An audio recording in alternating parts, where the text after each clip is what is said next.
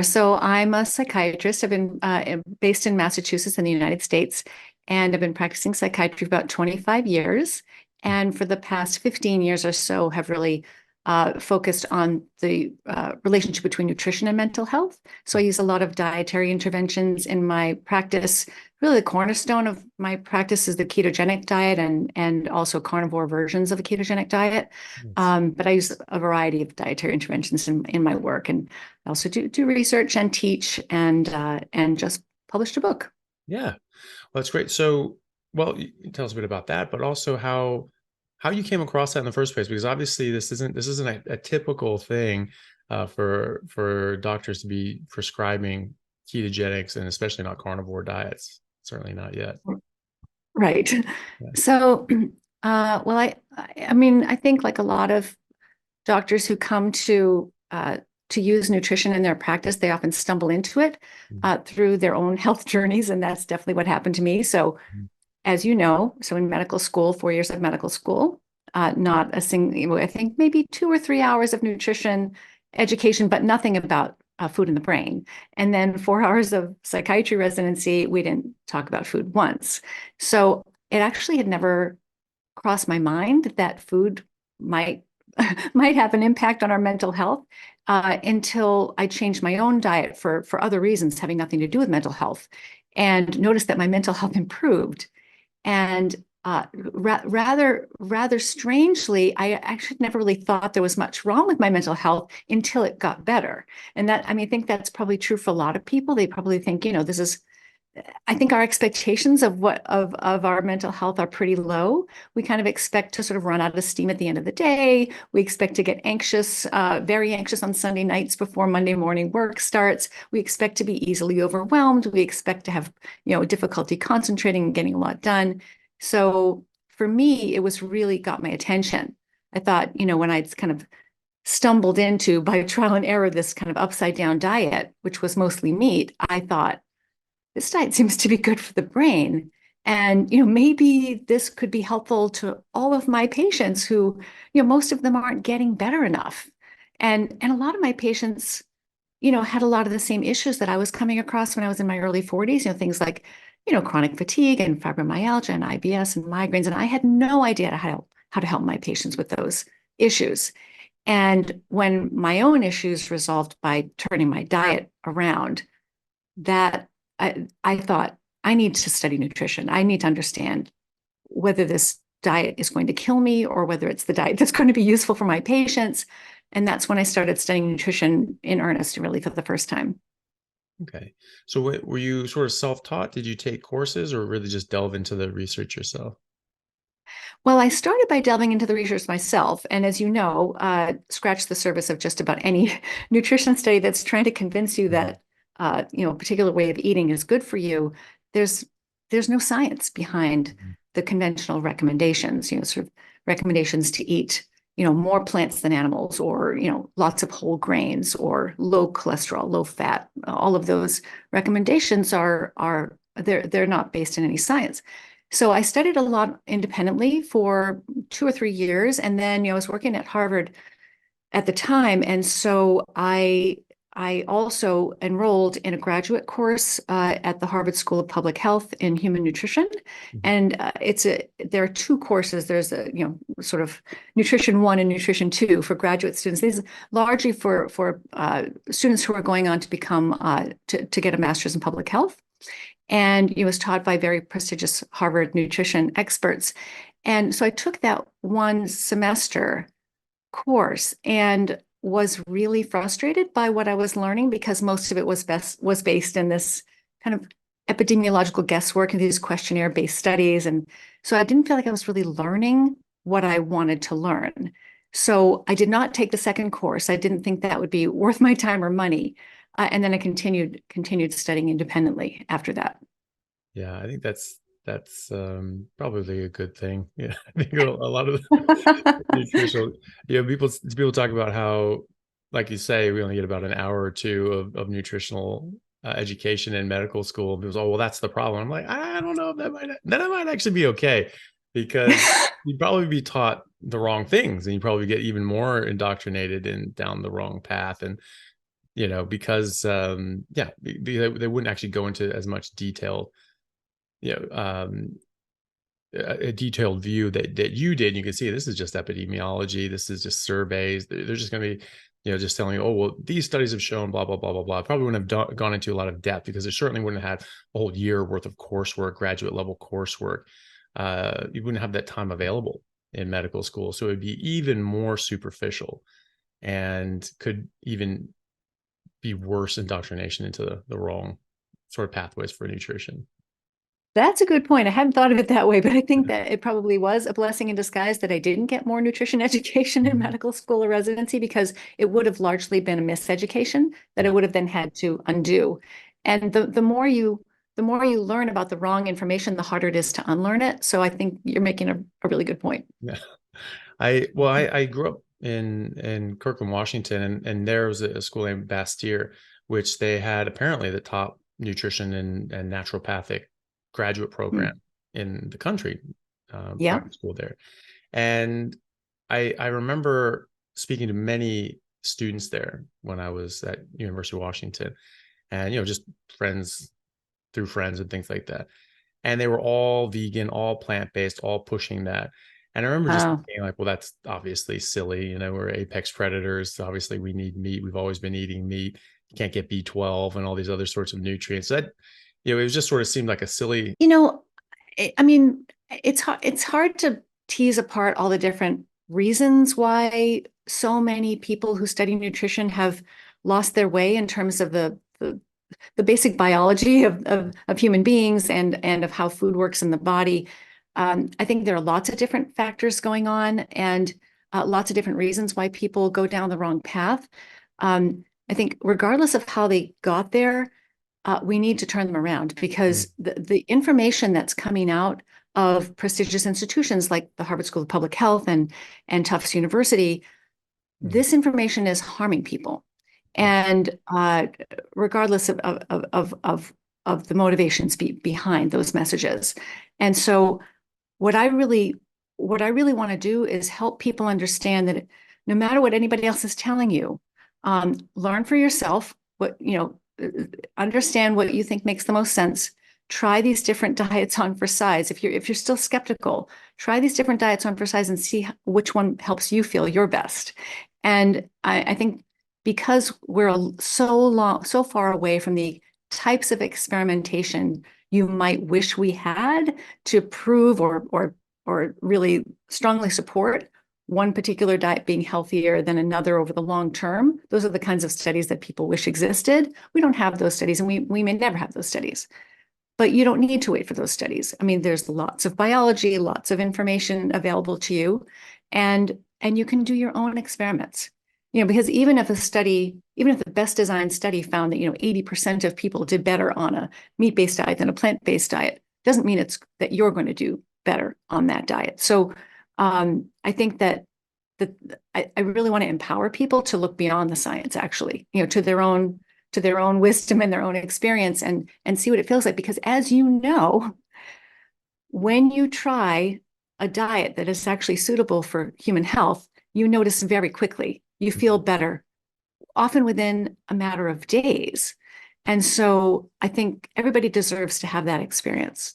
Right. So like you, I mean, and I did 4 years of psychiatry residency, and like you, I was taught, that sort of the biopsychosocial model of mental illness. So that mental health problems have biological root causes, chemical imbalances that are to be addressed with medication, and that they have psychosocial root causes, things like trauma and stress and your mother, things like that can be addressed with psychotherapy. So I was trained, as all psychiatrists are, to prescribe medications and to offer psychotherapy. And I practiced that way for 10 years. But we never really stopped to think, well, what is causing these chemical imbalances in the first place? And when patients would ask me, what types of chemical imbalances do I have and which medicines should I try?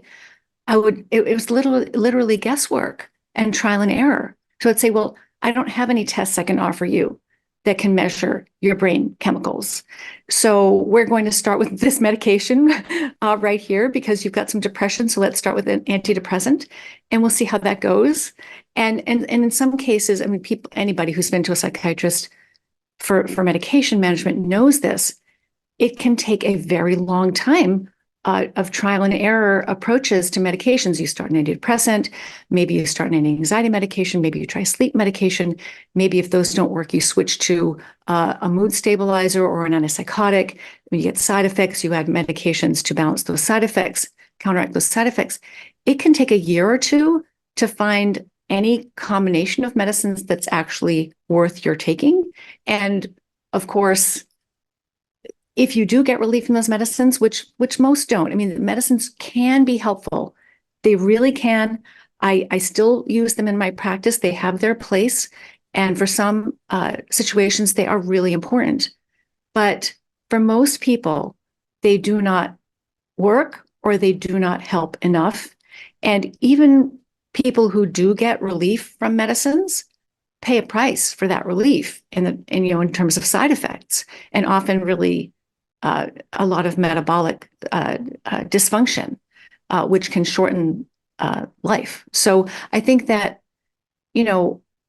medications, when I'm using medications in my practice, even to this day, it is a trial and error process. So why aren't we stopping to ask, well, what is causing these if there are chemical imbalances in the brain that are responsible, what is causing those chemical imbalances in the first place?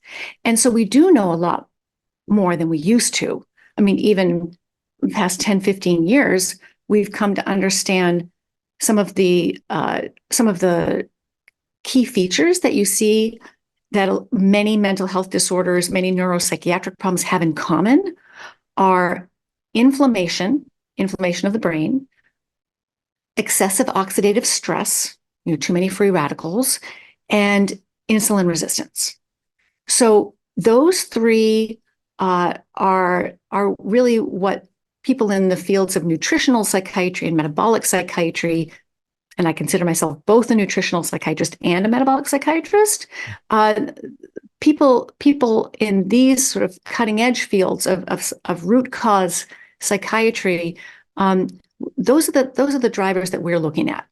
And so, but then what causes those? So what causes inflammation? What causes oxidative stress? What causes insulin resistance? And lo and behold, if you look at the diet that most of us are eating, you can find numerous culprits that there's lots of good science behind this, that if you're eating kind of a standard diet, you are going to have, without question, excessive neuroinflammation, excessive oxidative stress, and insulin resistance. So might the diet have something to do with it? I think so. Yeah, so I'm glad you asked that question because there are different approaches people can take. So if you start with the so-called standard American diet, which is now the standard global diet, and just about any change you make to that is going to be an improvement. So one of the things that I did in the book, which I did very intentionally, I didn't want this to be a book just about ketogenic diets or just about carnivore diets. And the reason why is because both of those diets for most people are going to be a non-starter, right? So most people with mental health issues, if they think, well, the only way for me to have hope in my situation is to try a ketogenic or a carnivore diet, for a lot of people, that's a bridge too far. And so I want those people to know that there's more you can do, that you can start in a different place. And you can work your way towards those other interventions if you feel ready and encouraged by what you've already experienced by simpler interventions. So I kind of walk people through, okay, start here, which is, sort of a 90 grams of carbohydrate per day from whole foods, fruits and vegetables, no grains, no legumes, no processed foods. And start there at kind of a lower carbohydrate diet where you still get to have some fruit and starchy vegetables, so you don't have to give those up entirely, and just have sort of a balanced sort of paleo diet that's lower in carbohydrate, and see how that feels.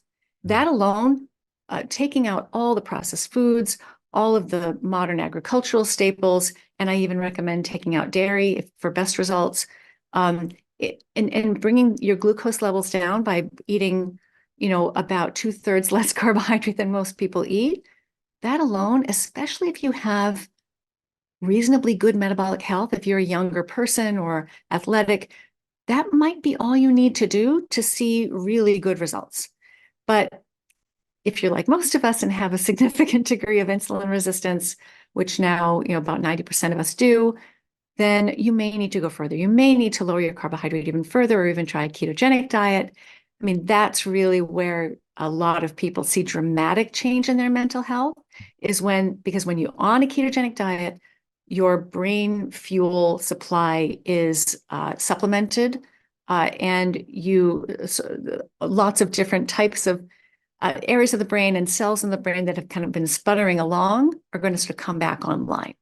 So when you switch to a ketogenic diet, you're kind of fundamentally changing your brain's operating system. And for most people, that's a life-changing experience to experience that transition. Mm-hmm. So, and then I also, of course, and maybe one of the reasons why we're talking is the third diet that I recommend in the book is a carnivore diet, which is usually, depending on how you construct it, is usually naturally ketogenic, Mm-hmm. but it has the added advantage of course, being extremely low in plants or plant-free, depending on how you want to construct it. The one I put in the book is plant-free, but you can modify it. And as you know, this for some people makes a big difference when ketogenic diets haven't helped very much. Mm-hmm. So there are these different levels of engagement that people can explore. And I think that if people are concerned about, oh, this seems too hard, I could never give up XYZ PDQ, don't worry about that. Just start where you want to start and find your way. And what I find in my practice is that most people do want to go further because they're so encouraged when you make changes that actually make sense and that actually have the power to change your brain chemistry. You feel encouraged to move forward. But if all you're doing is sort of sprinkling more blueberries on your oatmeal and you're not feeling any better, of course you're going to feel discouraged about dietary interventions because those interventions don't work. What's interesting to me, many interesting things to me about that experience, which is a horrifying experience, and that I'm sorry you had to go through. But I'm glad that you had the presence of mind to think, wait a minute, this doesn't make sense. But what I find interesting about that is that you had feelings along those lines before, but never to this degree of intensity. Mm. And so what I've noticed myself in my own practice and in my own personal experience is that when people are pure carnivore, completely plant-free, and I did that myself for 8.5 months a while back with, only meat, seafood, poultry, water, no tea, no coffee, no spices, and salt, right? So I did 8.5 months, never felt better in my entire life. But I was in a situation where I was traveling to speak at a conference in Mexico, and I didn't have total control over my food. So I had something, I had like some sort of, similar to your experience. I had some chicken, but it had some herbs on it, or it had been soaked in something, who knows, what it was. I don't remember anymore, but it had some sort of an herb coating. And I had a 3-day severe migraine. I've never had anything like it before. I was in tears on the plane coming home. I was in so much pain. Mm. And similar experiences also during that period of time when I was strict carnivore. If there was any transgression beyond my control, I would have severe side effects, overreactions to those plant foods that in the past, yes, those plant foods would have bothered me, but not to that degree. And so I do find it interesting when people have these very severe, exaggerated responses along the lines of things that, I'd had migraines before, but nothing like that. Mm-hmm. So I think that speaks to, and perhaps the fact that when you stop eating plants, completely stop eating plants, that some of the systems in your body that haven't been used for a while to detoxify those plants have gone quiet.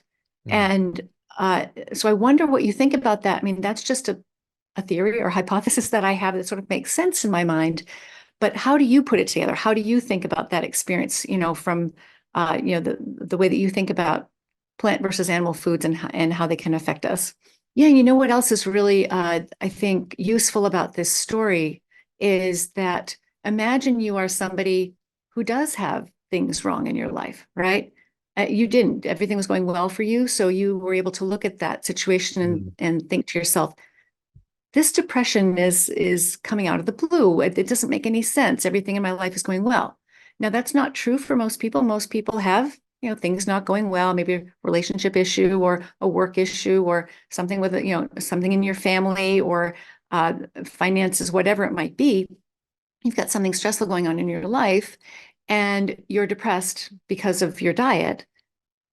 The human mind is really excels at meaning making, right? So you're Yeah. going to look at that situation and think, oh, this must be because I'm having trouble in my marriage, or because my son is having trouble in school, or because I failed that exam, or whatever, or because I'm broke, whatever it is, and you're going to make sense out of it, or you might even think, well, it's because of something bad that happened to me a long time ago. So we'll create the reason for the depression, and then we will work on that, right? So we'll work on the marriage. We'll work on whatever the problem is. We might even go to therapy. We might even go to therapy for years, trying to deal with what we are imagining to be the root cause of the depression. And it's not that those things can't cause problems. Of course they can. Stress and difficulties in life, of course they can. You're not going to feel, on top of the world when there's a serious issue going on in your life that needs your attention. But I think what's been so surprising to me doing this kind of work is how much of those very real stresses in life, how much less effect they have on you when you are eating properly. Mm. So if you're eating properly, you have, and I've heard this from countless people, it's as though you have a cushion or a buffer around you where you can stand back and you can look at that situation and you can appraise it um, uh, from a standpoint of, this is a difficult situation. What am I going to do about it? As Mm. opposed to, wow, this is a difficult situation. I need to end my life. I can't tolerate this. I don't see another way out, right? And I've seen this so many times. Uh, for example, worked with a patient for several years with severe food addiction and mood disorder, was having difficulty in his marriage and went on and off a ketogenic diet multiple times because it's hard to stay on a ketogenic diet, especially if you have certain types of food addictions. And so every time he went on the diet, the suicidal thinking went away. Every time he came off the diet, it came back. And his wife was there through both of those stages, and his wife wasn't going anywhere. So I think that when you see this occur in your clinical work and when people experience it and share it with you, it just completely changes the way you think about how the brain, what a huge impact diet can have. It's not going to change the situation for you. You still have to deal with the situation or live with something from your past with a very real trauma that has harmed you. But what people tell me is that the trauma or the stress or whatever it is that's going on there, it's not right here all the time. Mm. They can push it off to the side, they can look at it from a distance, and they can kind of manage it. And sometimes they can even work better in therapy on that problem because they can actually function through it and see it with fresh eyes. So I think it's what you're sharing is so important because you didn't have any problems in your life. So it's actually a kind of a beautiful experiment in a certain way, right? Your life was going really well. And the only difference was from one day to the next was that the lamb was coated with herbs and spices. And as you know, herbs and spices are very concentrated sources of some of plant chemicals that can be sort of aggressive. Mm. And so I think that what you're sharing with people is I think pretty illuminating, and you can use that maybe as if anybody's listening who is, a little bit unsure about trying this way of eating, again, do your own experiment and see if you already have some depression, anxiety, attention issues, memory problems, whatever it is, how much of those problems might be due to your diet. And the only way to answer that question is to find out for yourself. See what's possible for you. If your depression doesn't go away, okay, then maybe it wasn't your diet. But I will say 8 or 9 times out of 10, it is. And so I don't have a randomized controlled trial to tell you that. I just have, hundreds of patients that I've worked with to tell you that. But I think it's really worth a try. Yeah. Obviously, we can process foods in many different ways. I mean, ground beef is processed foods. What is it about the ultra processed foods that actually makes them harmful? Yeah. So one of the things I explore in the book is I kind of let's process the word process, and because anytime you do anything to a plant or animal, you're processing, right? If you're chopping it up, or if you're cooking it, if you're fermenting it, if you're whatever you're doing to it is processing. Most animals don't process foods before they eat them; they just swallow them. But we do all kinds of things to our food first. So the difference between good processing and bad processing, I think, or acceptable levels of processing versus unacceptable levels of processing, is whether that processing brings a net risk or net benefit to human health.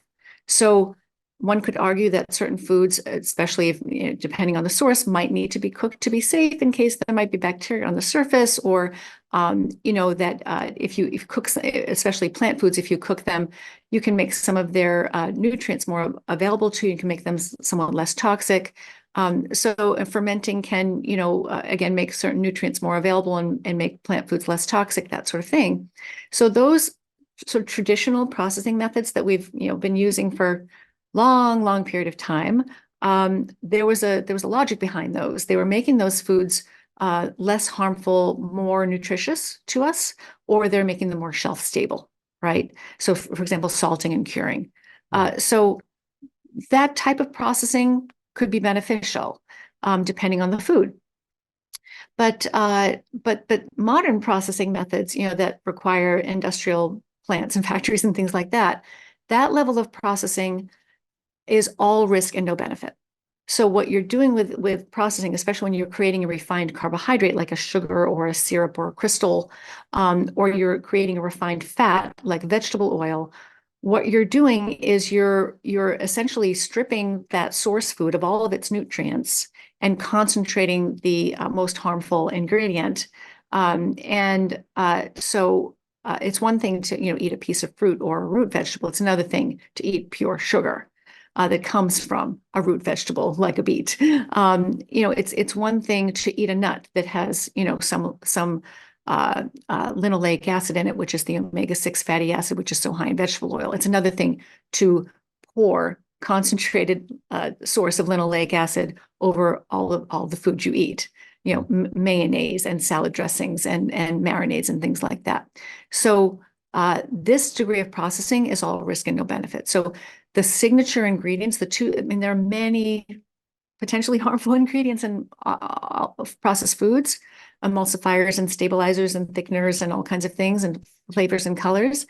But the lion's share of what we really need to worry about in so-called ultra-processed foods are the refined carbohydrates and the refined fats. So I think the vegetable oils, the sugar, the flour, the cereal products, the fruit juices, all of those, and this is, I say this in the book, this is, if you do nothing else, please at least remove those, because refined carbohydrates and refined vegetable oils are direct and powerful promoters of inflammation and oxidative stress in the brain. So these are what are disrupting our brain chemistry. These are what are destabilizing our brain chemistry, causing the neurotransmitters to go out of balance, causing the brain to be damaged from the inside out, causing these advanced glycation end products, these kind of sticky, dysfunctional molecules. If there's too much sugar in your brain, that will caramelize very important proteins and other kinds of components in your brain, and gum up the works. And your brain's immune system will try to clear those away by mounting an inflammatory response and generating free radicals to deliberately create oxidative stress. So if you're eating this way 3, 4, 5, 6 times a day, which now most people are, which is, heartbreaking, or maybe I should say brain breaking.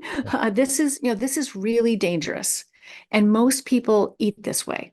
Most people are destroying their brains from the inside out without realizing it, and then wondering why they don't feel well. Why it's not just 1 in 4 people, at least in the United States anyway. I don't know the figures for Australia, but 1 in 4 people in the United States now have a diagnosable mental health disorder, serious enough to interfere with their ability to function. And among people from 18 to 25 years old, it's 1 in 3 now. Wow. So this is really serious. And it sounds so horrible and so dire, but it's also really empowering, because if you know what's causing it, you have it in your power to undo it. And it's not easy, but it's simple, and it doesn't cost you anything. In fact, will save you money in the long run. And within days to weeks, you will notice a difference. And I think it's really, really worth it for people to understand how exactly those foods, I spell this out in the book because I don't want it to be mysterious. This is how this works. And so if you can picture that happening, every time you're pouring salad dressing on your salad that's, loaded with soybean oil, every time you are eating, a cookie or a bowl of cereal or a sweetened yogurt, imagine your brain under attack every time you do that. And so the less you do that, the better off you'll be. Yeah. And yeah, well, that's just very good advice for anyone. Just you cut out those ultra processed foods and those specific ultra processed carbohydrates, refined sugars and carbs, and seed oils. As far as linoleic acid goes, the omega-3, the omega-6s and polyunsaturated fats. I mean, obviously, this is what people have been telling us to eat for 50 years now. This is what you are supposed to eat. You're supposed to get rid of saturated fat. And you're supposed to eat these unsaturated fats. Why are these so harmful? And when these good, wonderful humanitarians all want us to eat it. Yeah, it's just a marvel of marketing to me. It's just when you look at the truth about vegetable oil and linoleic acid, there's no question that this is not only completely unnecessary molecule to be taking in any amount.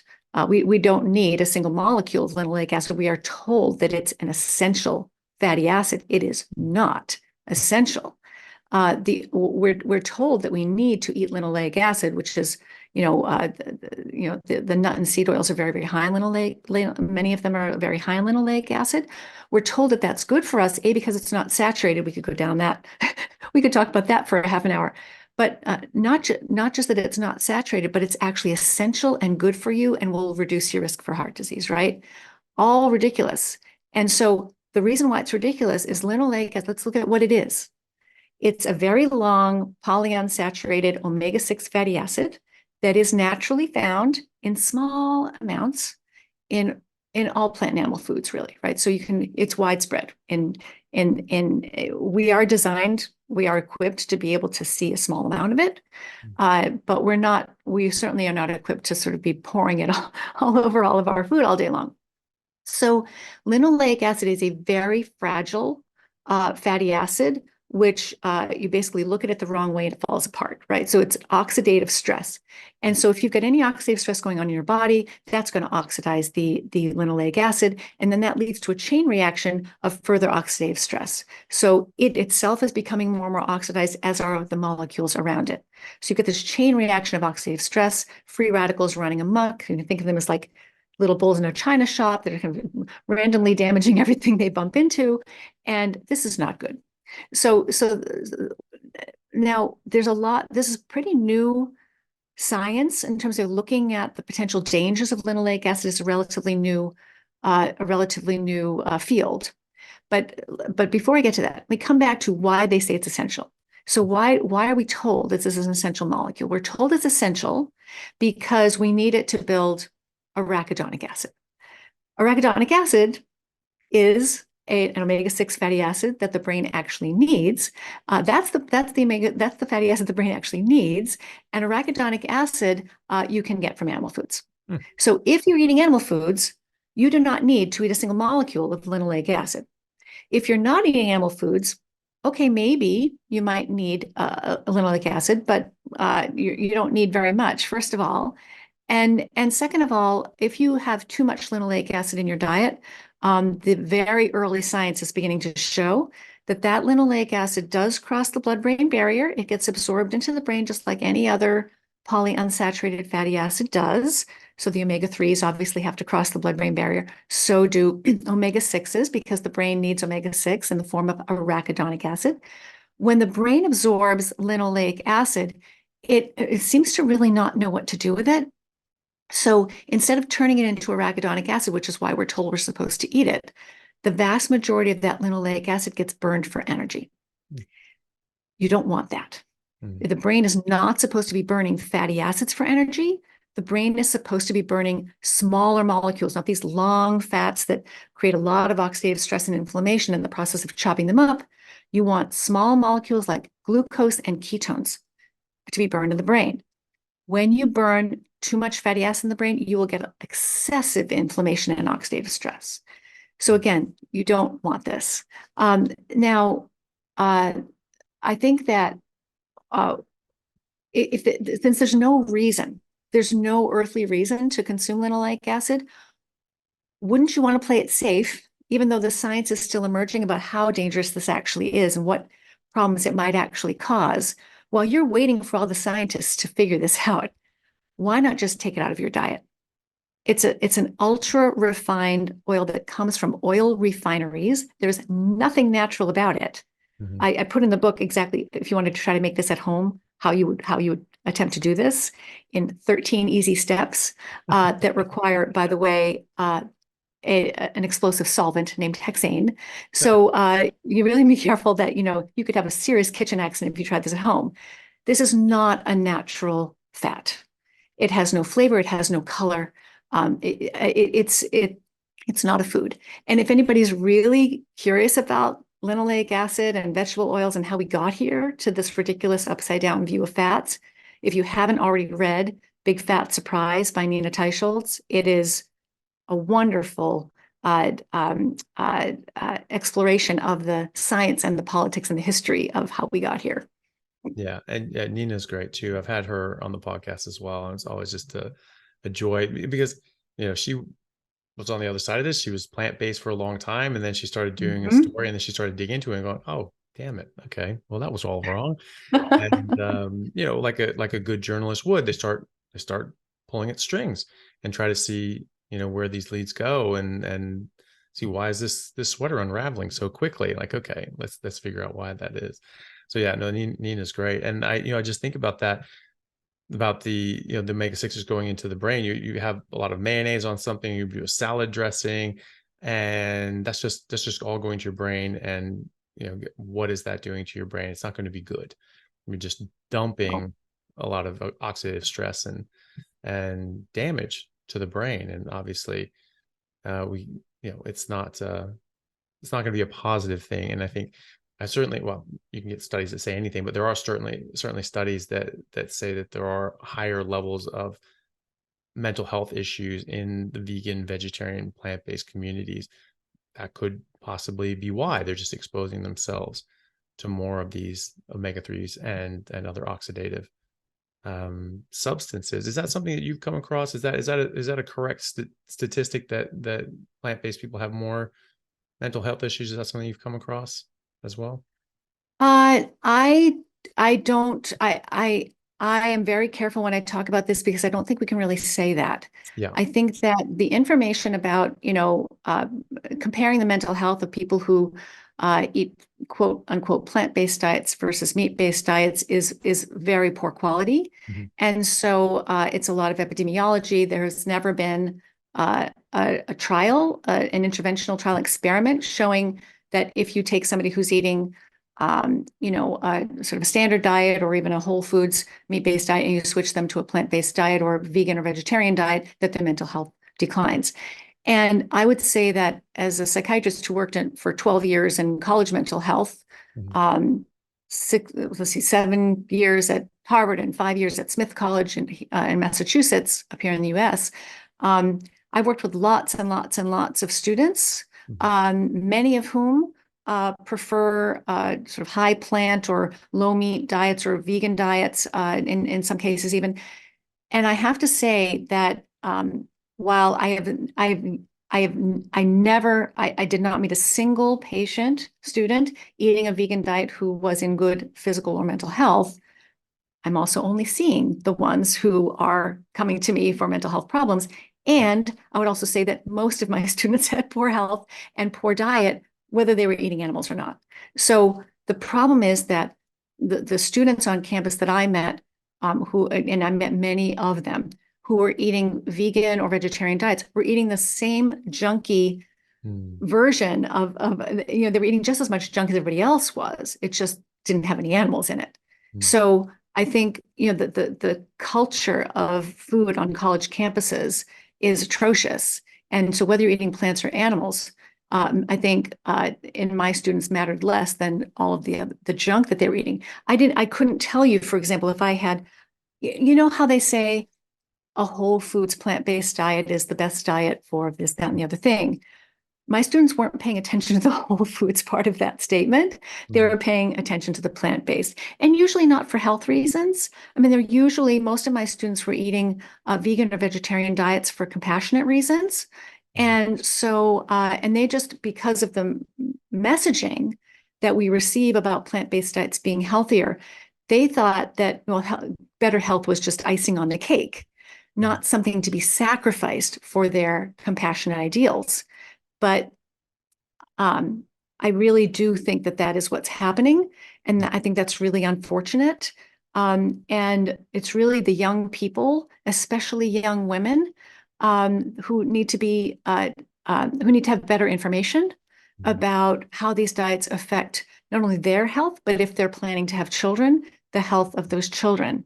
So this is the most vulnerable population to nutrient deficiencies, are pregnant women and developing children. So this is where you don't want to miss out on a single nutrient, not even for a minute. Yeah. During brain development, there are steps there that you may never get a chance to correct. So I think that one of the reasons I wrote this book, and there's a chapter in the book called The Plant-Based Brain, which explains exactly what happens if you don't have animal foods in the diet when the brain is developing, to try to help people understand how dangerous this is. And you don't hear that when in mainstream messaging about plant-based diets, you never hear the ifs, ands, and buts about vegan diets. It's safe if, it's safe, but it's safe, and so this is a very, very slippery slope. I think people need to know what the risks are so that they can make informed choices. Yeah. So in the fruits and vegetables chapter of my book, I talk about cassava in particular Mm. as being a food I wouldn't call it a food. I'd Yeah. call it this is that is dangerous. And it depends on the source and it depends on the amount. But why would you want to expose yourself to any amount of cyanide? Yep. Cyanide is a mitochondrial poison. Why would you want to do that to yourself? And you don't always know how much is in the product. And I tried to understand it. I put this in the book. Some countries have different thresholds in terms of how much cyanide is allowed to be in their cassava products. Every country's different. So depending where you live, you might be getting products that are not as safe as some other ones. I really do consider cassava to be one of those products that people should avoid if they want optimal mental health. Yep. And so when I'm designed these diets in the book, the paleo and keto and carnivore diets, I modified them to be, I can call them quiet diets because they're not, with the exception of the carnivore diet, they're not plant-free. Mm. But the paleo and the ketogenic diets they're free of, for example, cassava and nightshades and the things that have neurotoxins in them Mm. to the degree that I think they're worth everybody avoiding. So these diets are quieter. They're quieter on your gut. They're quieter on your immune system. They're quieter on your mitochondria, your nervous system, your thyroid, and helping people understand that not all plant foods are created equal. So if you're going to eat the rainbow, you will pay a price because some plant foods are more aggressive than others. And if you understand the difference, you can make your own choices and you can do your own experiments. See, well, how do I do with nightshades? I don't think anybody should eat cassava. How do I do with flaxseed? Flaxseed, you grind up flaxseed, you also get trace amounts of cyanide. And people who are honestly care about their health are putting flaxseed in their smoothies. They're sprinkling it on top of their cereal and putting in their yogurt without realizing that there is some perhaps cumulative risk involved. It's hard to know exactly how these foods will affect you unless you remove them. So, and I think again, I like to say, because I work with all different kinds of people and will help anybody optimize the diet of their choice. I'm nutritionally pro-choice. I just want people to have the right information so that they can make an informed choice, understanding the risks and benefits, and then going in with clear eyes and knowing that, okay, if you prefer not to eat mammals, or any animal, mammals is a different story. I think that's you don't have to eat mammals. You can eat other kinds of animals to get your animal nutrients. But if you prefer not to eat animals, here are the risks involved in that. And then you can decide what's most important to you and make your own choice. I co-authored a study in 2022. I did not conduct the study, but I put the study together and analyzed it with some help from Dr. Eric Westman and Dr. Laura Saslow, who have a lot of experience publishing science papers.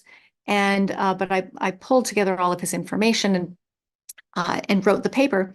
And I'm really, really pleased that this paper has gotten as much attention as it has, because people need to understand what happened in this study.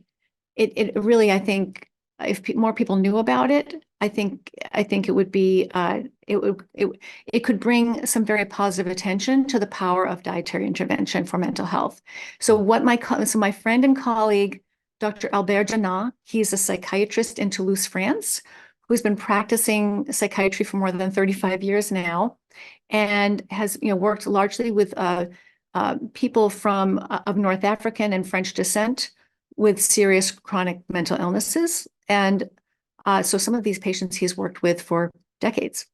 And so what he decided to do, he had witnessed a family member improve within just a few weeks on a ketogenic diet in terms of autism symptoms and epilepsy, became seizure-free on a ketogenic diet and reduced symptoms of autism substantially. He thought, again, this diet seems to be good for the brain.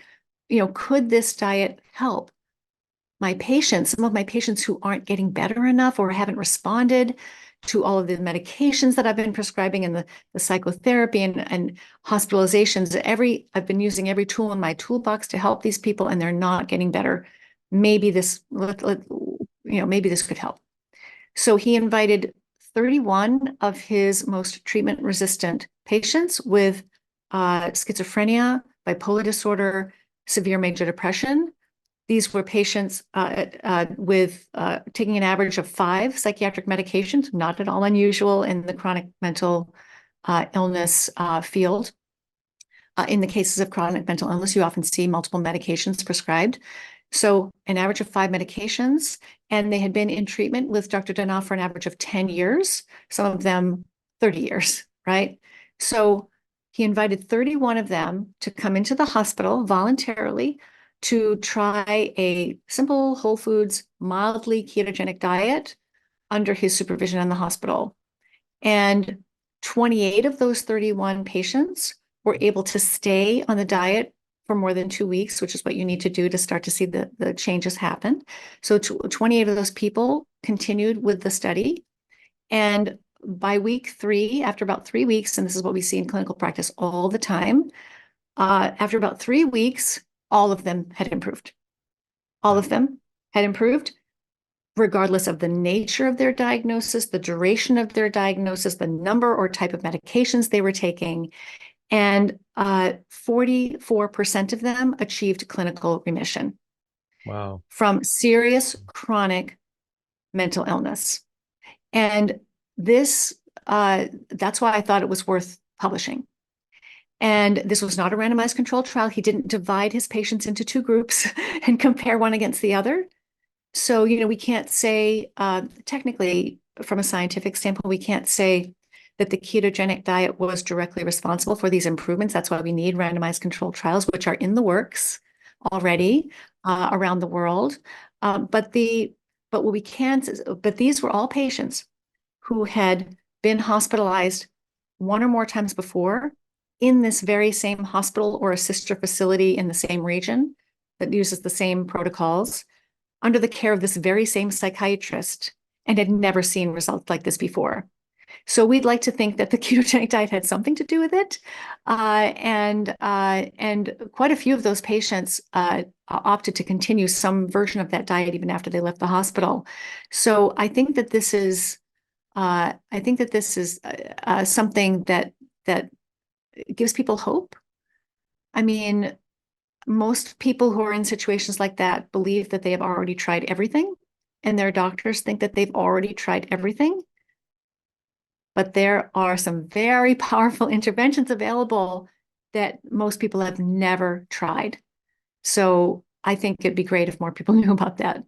Well, so never go by me, right? I'm always experimenting with my diet, but I'll share a few things which might be useful to your listeners. So one is I did very strict meat, seafood, poultry, water, salt for 8.5 months, several years back.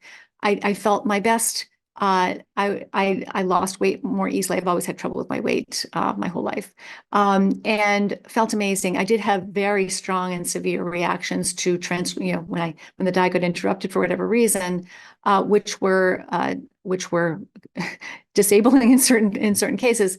But beyond that, I think anybody who's watching who already knows something about me knows that I have a lot of food sensitivities that make sticking to any diet, especially when you're traveling, very difficult. So for years, I had difficulty with beef and pork. And so traveling was difficult to find poultry or seafood, depending on where I was going. This was the issue in Mexico. So just finding simple, plain sources of those foods and to get enough fat when I was traveling was challenging because I, don't eat lard or bacon or anything like that. So, and I don't eat dairy or eggs because I have sensitivities to dairy and eggs. So it was really challenging. And at a certain point, I thought, this is just too difficult. I want to expand my diet a little bit. But I will be honest with everybody. When I expanded my diet, even just back to my sort of, the few plants that don't bother me in small amounts, I paid a price for that, So, and so I've been gradually narrowing my diet down again. And now I'd say probably 95, 98%, some days 100% carnivore again. But here's something that's changed. And I haven't studied this, so you please don't, try this on your own without consulting with somebody. But I'm 59 years old, and I started estrogen replacement therapy, and my food sensitivities improved tremendously. Interesting. A complete surprise to me. And so I'm now able to eat beef and pork if I'm careful, if they're fresh. And so I am gradually working my way back towards a carnivore diet after I finish this. I'm traveling now, but after I finish with traveling, I'm working my way back towards pure carnivore again, because that's what helped me feel my best and keep myself at a healthier weight. And just be more productive and happier in general. I don't suffer major consequences from eating my mostly meat diet with a few plants, and I really don't. If I did, I wouldn't include them. But this is why I think it's the value of self-experimentation is so important, because everybody's going to find that line that works best for them in terms of, okay, what are the risks and benefits if I include these few foods? Does that make my life more, is that a better quality of life for me? Because it's socially a little bit easier. When I travel, it's a little easier. And I don't have to be quite so strict. so I've been experimenting with that, and I think overall what I've discovered is that as long as I can have beef and pork, which make it so much easier, as long as I can do that, I think for me, what may end up happening is that I may go back to that strict carnivore because there was a night and day difference. That's hard to explain if people haven't explored it for themselves between a low plant ketogenic diet and a no plant ketogenic diet. There is a world of difference, and I may decide that it is worth it for me to cross back over that line again. Yeah. Sure. So I don't know when this is airing, but the book is coming out on January 30th. Okay. And so it's Change Your Diet, Change Your Mind. Here it is. Mhm. I usually have it on display in the behind me, but I'm at a hotel at a metabolic health summit this weekend. So it'll be published in Australia, New Zealand, everywhere, all English speaking markets on January 30th. And you can find me. I spend a lot of time on Twitter if you want to ask me direct questions. I have a website called diagnosisdiet.com. Also on my website, you can find a free clinician directory if you're looking for a clinician to help you try a ketogenic diet for mental health specifically. There's a directory, an international directory you can search. And I also teach clinicians, train clinicians, a CME certified training program, teaching clinicians how to use ketogenic diets specifically to help people with mental health conditions. You can find information about that on my website as well. Yeah, I hope some of this information has been useful, and it's been really nice to finally meet you. And I thank you very much for all the interesting work that you've been doing, helping people introduce people to this really powerful intervention and this information. I think can really be life changing for so many people. So thanks for all you do and for inviting me.